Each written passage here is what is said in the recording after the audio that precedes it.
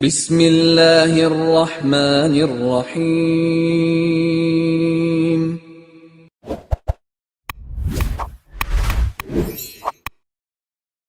السلام علیکم ورحمۃ اللہ وبرکاتہ۔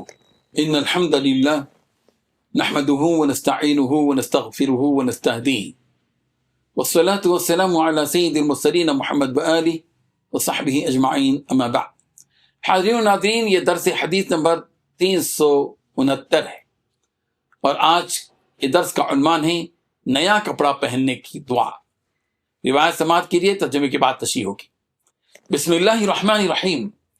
عن ابی سعید الخدری رضی اللہ عنہ قال كان رسول اللہ صلی اللہ علیہ وسلم اذا استجد ثوبا سماه باسمه عمامة او قميصا او رداء ثم يقول اللهم لك الحمد كما كسوتني أسألك خيره وخير ما صنع له وأعوذ بك من شره وشر ما صنع له، رواه الترمذی۔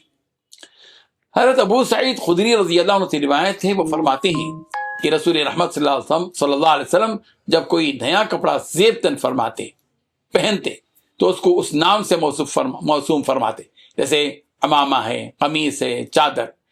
پھر یہ دعا پڑھتے، اللہم لک الحمد کما کسوتنی اسألک خیرہ وخیر ما صنع واعوذ بک من شر وشر ما صنع۔ اے اللہ، ہر قسم کی تعریف تیرے لیے ہے، جس طرح تو نے مجھے یہ پہنایا ہے، میں تجھ سے اس کی خیر اور اس چیز کی خیر جس کے لیے بنایا گیا ہے مانگتا ہوں، اور میں تیری پناہ مانگتا ہوں، اور اس کے شر اور جس چیز کے لیے بنایا گیا اس کے شر سے۔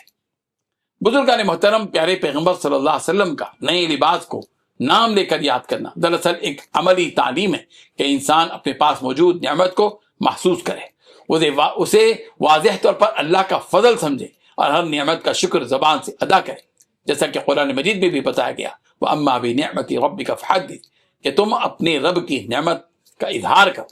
جب آپ امامہ